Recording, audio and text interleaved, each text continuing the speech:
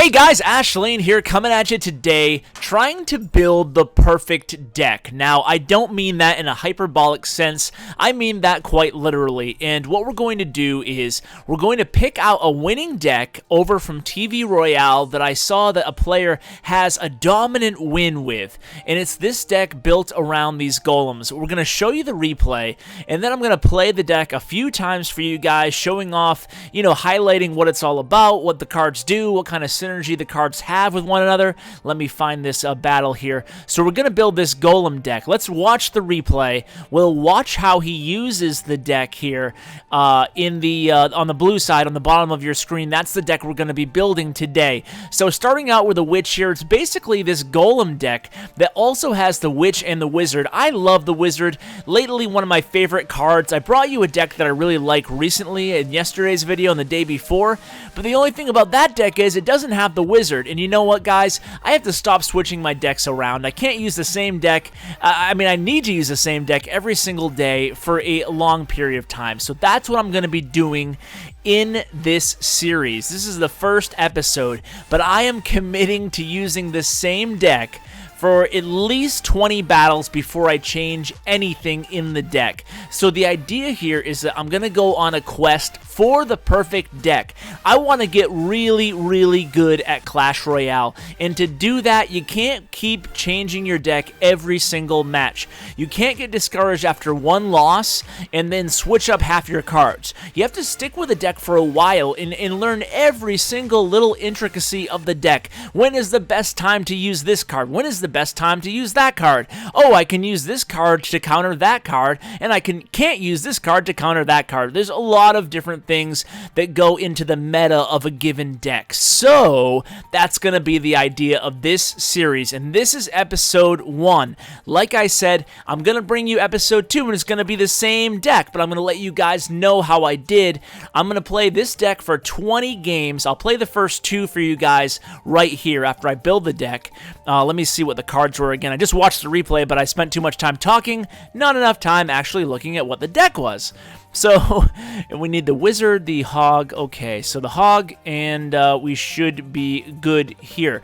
So let's get the wizard in here, and I think that would be, we'd be good there. What else do I need? I need the freeze spell, obviously, for the minion, and then we're good to go.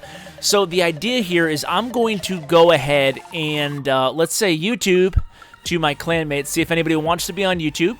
My clanmates, all very good players. We have a big clan tournament coming up this weekend, so really excited about that. So Clark Kent, Superman himself, is going to be playing me the first game here. So I have the deck. So let me just get this out before I play here. So I'm going to start out with a Hog Rider, but I'm going to play this deck 20 times in a row. I'm going to keep track of my record, then I'm going to share that record with you guys on the next episode, and then we'll decide based on your comments if I should change any cards. I only want to change one card though.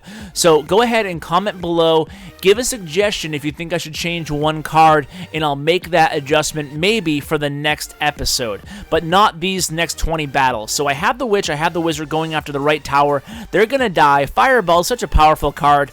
Maybe I want Fireball instead of the arrows. Maybe that's the switch. Although arrows does have that really wide radius. But arrows don't kill archers. You guys notice that? They leave them with like, 20% hit points or so.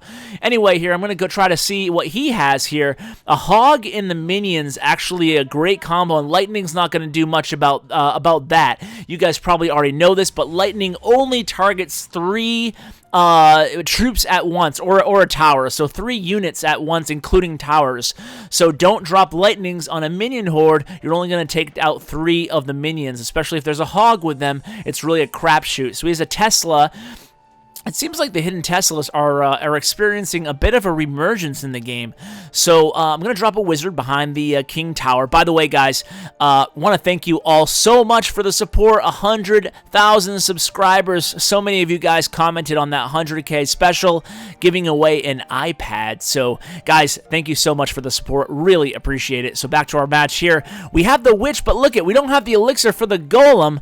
I wanted to put the golem ahead of the witch, but the elixir just just wasn't there. That's why this deck, I think, will shine during the last minute, because then we'll have the double elixir. I haven't even played the golem yet in this hand. I'm going to go ahead and freeze and see if this hog can get on that tower, but he drops the Tesla, and then he drops a hog of his own. I'm going to counter the hog with a wizard. Now, I don't have a cannon or a tombstone, my favorite hog counters in this deck, or a skeleton army, or barbarians, so we're going to have to use a wizard against hogs.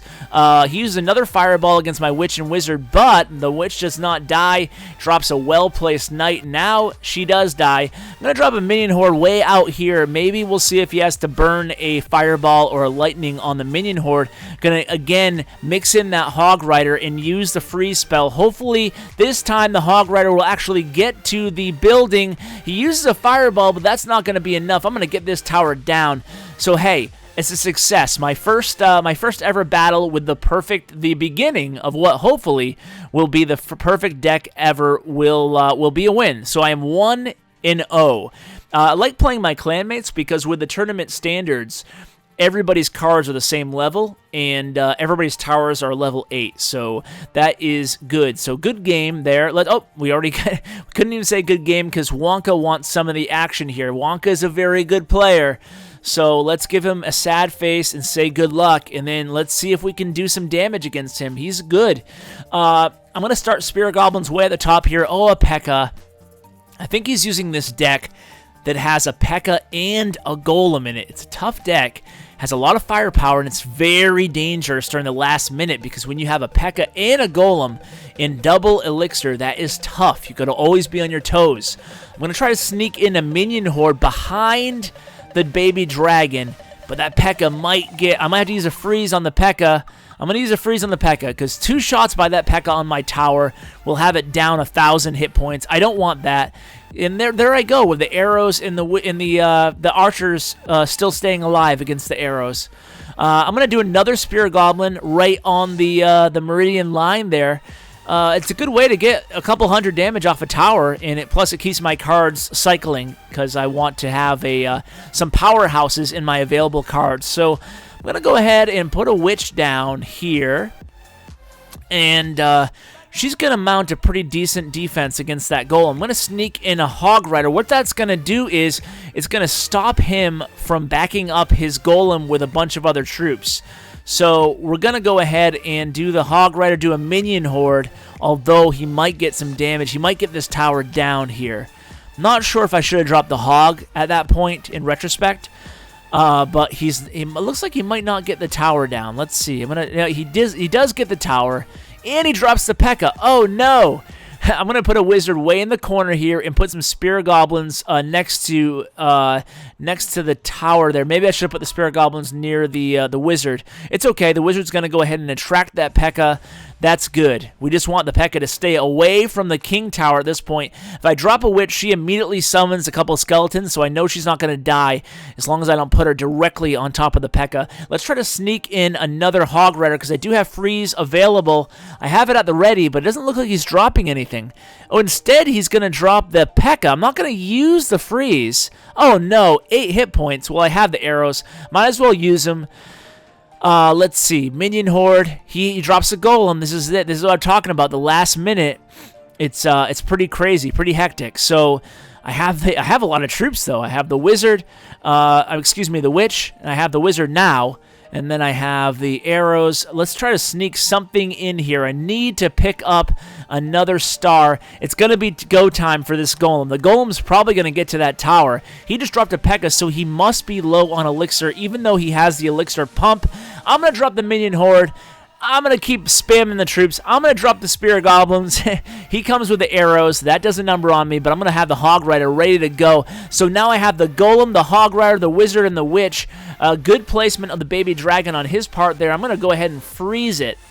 And I just hope that I get some damage done. Another P.E.K.K.A. Witches actually do decent damage against the, not decent damage, but a decent job against the P.E.K.K.A.s because they distract the P.E.K.K.A. So I'm going to drop the Spirit Goblins way back. But look at that. The Witch versus the P.E.K.K.A. Really, really good. The Witches, I haven't seen a ton of Witch use lately in the game, and I'm thinking that I still love the Witch. So I'm going to go ahead, and this hog is taking forever to get through this elixir. I'm going to freeze it. Oh, so close. It's going to have to come down to the golem. You guys might already know this, but I'm just going to go all out here on this tower, on this left tower, and hopefully he won't do too much damage. I'm going to do a minion horde. I know my golem will get to that tower, and he should have it down. Let's do it. Oh, yes. Okay, so 2-0. Good game, Wonka. Good game, Clark Kent.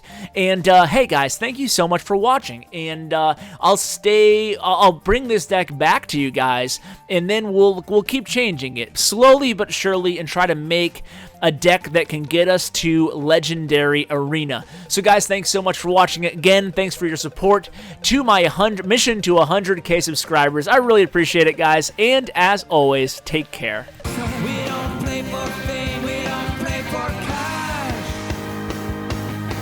We just play for the glory and the crash of the ash.